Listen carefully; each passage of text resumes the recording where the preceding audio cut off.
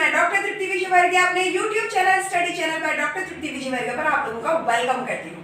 कैसे हैं आप? उम्मीद है स्वस्थ हैं, मस्त हैं। आज की क्लास में आपको बताने वाली हूँ मैनेजमेंट में एथिक्स का क्या रोल होता है।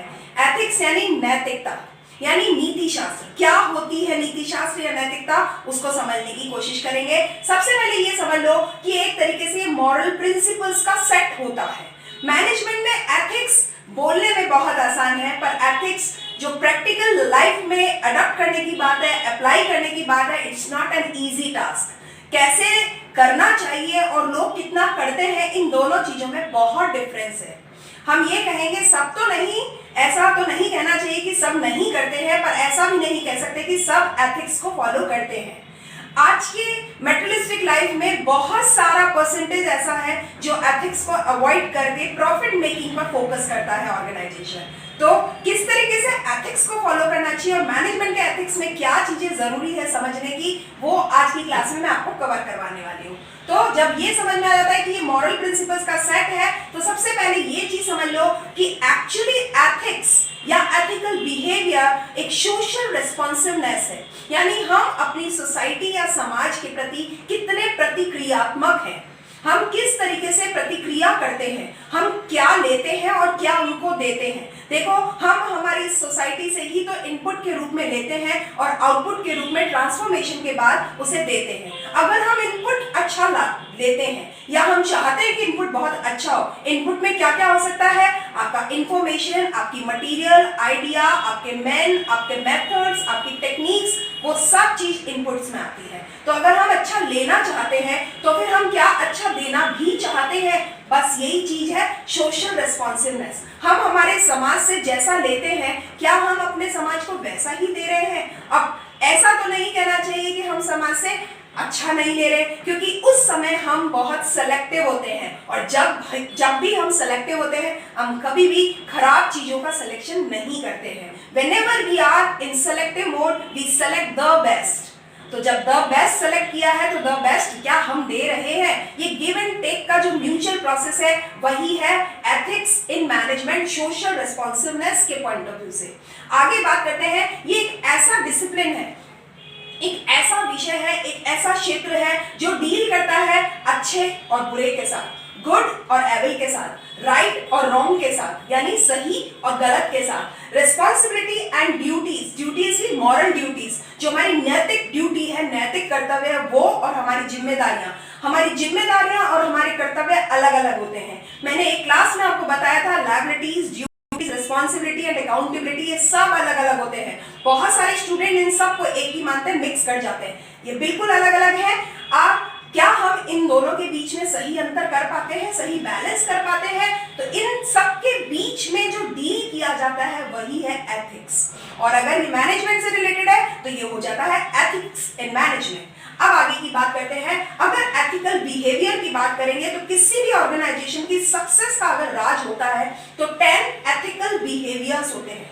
10 एथिकल बिहेवियर्स आप बोर्ड पे देख रहे हैं, मैंने हर एक के टाइटल को लिखा है, जरा इनको समझने की कोशिश करते हैं। यहां से शुरू कर रहे हैं। Number 1, honesty. ऑनेस्टी यानी एक ऐसी ऑर्गेनाइजेशन जहां ईमानदारी से लोग अपने एथिक्स को फॉलो करते हैं और जानबूझकर भी कभी भी वो अनएथिकल बिहेव नहीं करते हैं। अपनी सोसाइटी को वही देना चाहते हैं जो उन्होंने वहां से लिया है, और हम हमेशा एक कोशिश करते हैं। देखो, ये ह्यूमन टेंडेंसी है, ये मैन टू मैन वेरी करती है चीजें कि हम किसी को देना कैसा चाहते हैं। बहुत सारे लोगों का एक नेचर होता है, लेने के टाइम पे तो हम बहुत अच्छा लेना चाहते हैं, देने के टाइम पे हम सोचते हैं क्या फर्क पड़ता है, इतना अच्छा देने की जरूरत क्या है। यही अंतर है एक व्यक्ति का एक दूसरे व्यक्ति के साथ में। तो जो ऑनेस्टी फीचर है एथिक्स में, उसमें एक मैनेजर कहना चाहिए, एक ऑर्गेनाइजर कहना चाहिए, ईमानदार होता है कि वो जो लेना चाहता है बिल्कुल वैसा ही वो देना चाहता है। इंटीग्रिटी, उसकी इंटीग्रिटी होती है एथिकल बिहेवियर के साथ, अपनी ऑनेस्टी के साथ, अपनी वर्किंग के साथ में, और वो इन सब चीजों को जोड़ करके साथ लेकर के चलता है। वो ये जानता है कि किस तरह से लोगों की स्किल्स के साथ में उसे इंटीग्रेट होना है, किस तरह से हमें टेक्नोलॉजी के साथ में इंटीग्रेट होना है, और किस तरह से हमें अपने अप्रोचेस के साथ और सोसाइटी की एक सोच के साथ हमें इंटीग्रेट होना है।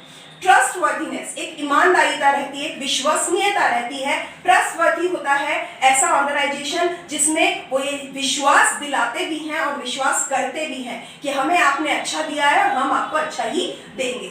आगे आता है फेयरनेस। फेयरनेस का मतलब है उचित, एकदम जस्टिफाई कह लो, जस्टिस कह लो, कोई अन्याय नहीं, कोई गलत बात नहीं, कोई एविल नहीं, वो फेयरनेस होता है। काइंडनेस, दयालुता, यानी जो नीडी पर्सन होंगे उनके साथ वो जरूरतमंदों की सेवा करने के लिए अपने आप को हमेशा तैयार रखते हैं।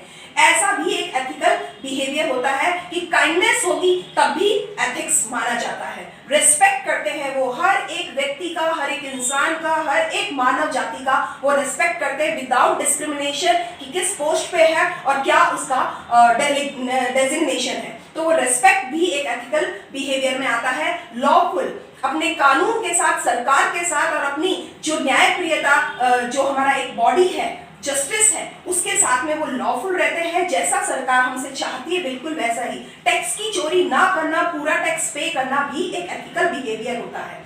एक्सीलेंस, वो लोग अपने स्किल्स की तलाश करते हैं कि एक्सीलेंट लोगों को वो अपने यहाँ काम देते हैं, और जब अगर एक्सीलेंट लोगों को वो काम देते हैं तो एक्सीलेंट पेमेंट भी वो देना चाहते हैं। ये होता है एक्सीलेंस बिहेवियर। एक होता है लीडरशिप, वो लीड करते हैं पूरी ईमानदारी के साथ में। वो कभी नहीं कहते कि हमसे जुड़िए, वो अपने आप लोगों से जुड़ते हैं क्योंकि उनका कंडक्शन ऐसा होता है। रेस्पॉन्सिबल होते हैं वो अपनी सोसाइटी के लिए, अपने होने के लिए, अपने होने को चरितार्थ करते हैं कि व्हाई आई एम हियर। तो डेल कार्नेगी की एक बुक है, अगर आपने पढ़ी हो, व्हाई आई एम हियर, वही एक चीज है कि मैं यहाँ क्यों हूँ, कौन, who I am, why I am here. इन सारी चीजों का आंसर जो आदमी करता है वही है रेस्पॉन्सिबल। और रेस्पॉन्सिबल यानी जिम्मेदार होना भी एक एथिकल बिहेवियर या उसका कंडक्शन का एक रूप होता है। अब जरा आगे बढ़ते हैं। एक कंपनी की जो कोर वैल्यू होती है वो एक्चुअली कोर वैल्यू से ही कंपनी में एक शेप दी जाती है, उसके ढांचे को डेवलप किया जाता है और उसी ढांचे से बिजनेस के एथिक्स बनते हैं।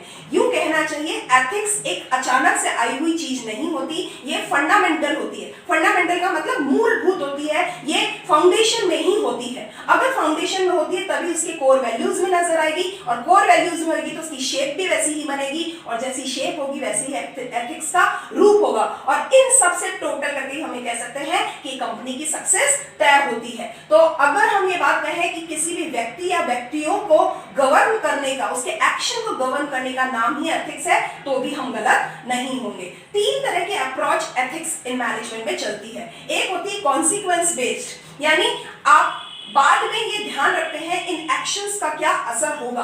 वो हमेशा ध्यान रखते हैं कि किसी भी चीज को हमें गेन कैसे करना है, किस तरीके से।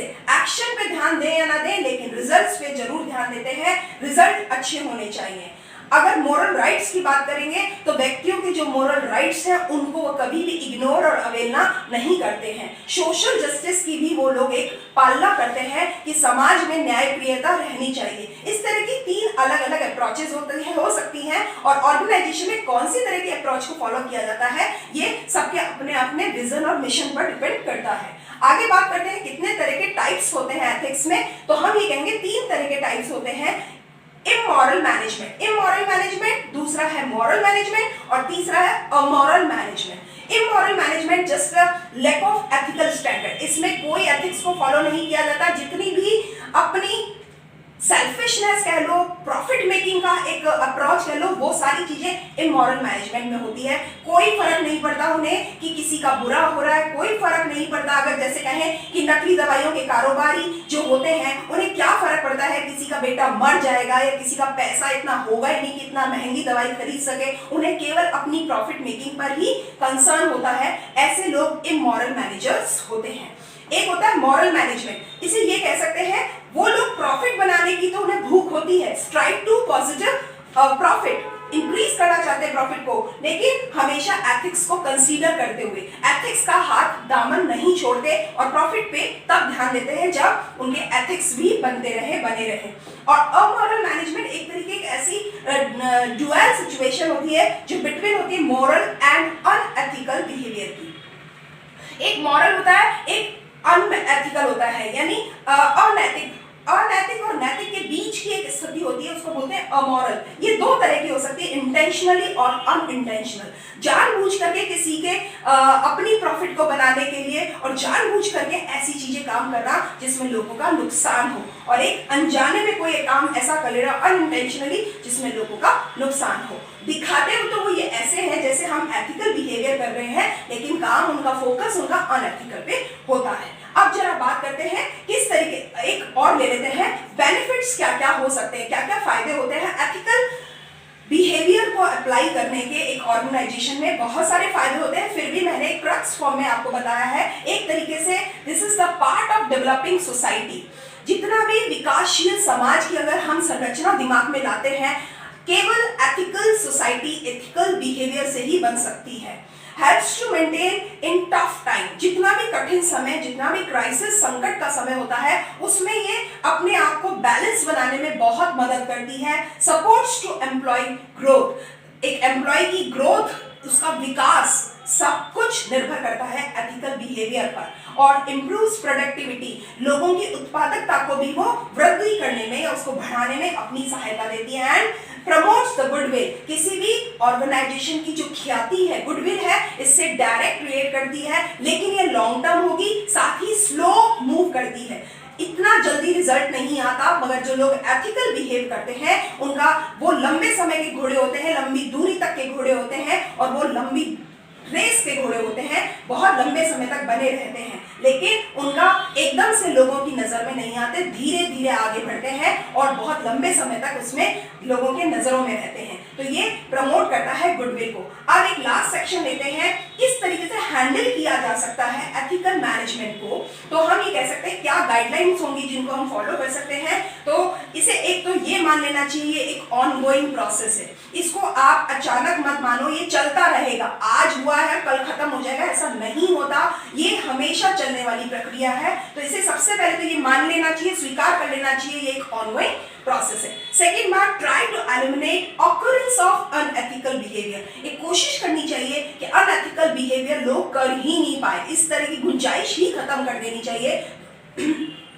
तो अपने आप ऑर्गेनाइजेशन में एथिकल बिहेवियर रहता है। हैव अ राइट मैकेनिज्म, सही तरह का तंत्र इस्तेमाल करना चाहिए, तंत्र विकसित करना चाहिए संस्था में, ताकि कि लोगों को इस तरह की प्रमोट ही नहीं मिले कि अनएथिकल बिहेवियर किया भी जा सकता है। कहते हैं स्टार्टिंग में ही अगर रोक दो और टोक दो तो आगे बढ़ने का मौका नहीं बनता उन चीजों को। तो ये बिल्कुल कुछ ऐसा ही है, राइट मैकेनिज्म डेवलप कर दो तो चीजों की बुरी स्थिति आने की समय ही नहीं होता, वो संभावना ही खत्म हो जाती है। और एक है हैव अ एडिक्वेट ट्रेनिंग, लोगों को इस तरह का प्रशिक्षण दिया जाए कि किस तरीके से एथिक्स को हम अपने बिहेव में, अपने मैनेजमेंट में, एक ऑर्गेनाइजेशन की सक्सेस में कैसे अप्लाई कर सकते हैं। और एक और जिसको हम लास्ट बट नॉट लीस्ट कहेंगे, एनफोर्स पॉलिसीज एंड प्रोसीजर, इस तरह के हमारे प्रक्रियाओं को या हमारी नीतियों को लागू किया जाना चाहिए कि जिसमें एथिकल बिहेवियर या एथिकल कंडक्शन को हम प्रमोट करें।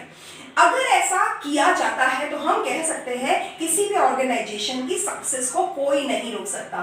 मगर आज की जो भौतिकवादी दुनिया है उसमें एथिक्स को फॉलो करने वाले लोगों का परसेंटेज कम और अनएथिकल बिहेवियर करने वाले लोगों का परसेंटेज ज्यादा है। कुछ भी हो हम इसमें नहीं फोकस करेंगे, इसमें नहीं उलझेंगे, सिर्फ हमें यह समझ में आना चाहिए कि मैनेजमेंट में एथिक्स का क्या रोल है, क्या फायदे हैं, कैसे हैंडल किया जाता है, कितनी अप्रोच है, कौन कौन से इसके फीचर्स हैं। आज की क्लास के लिए इतना ही। आप मेरे चैनल के साथ जुड़े रहिए, बेल आइकन को प्रेस कीजिए और मुझे कमेंट करते रहिए, जुड़े और जोड़ते रहिए। Thank you and keep watching my videos regularly. Thank you.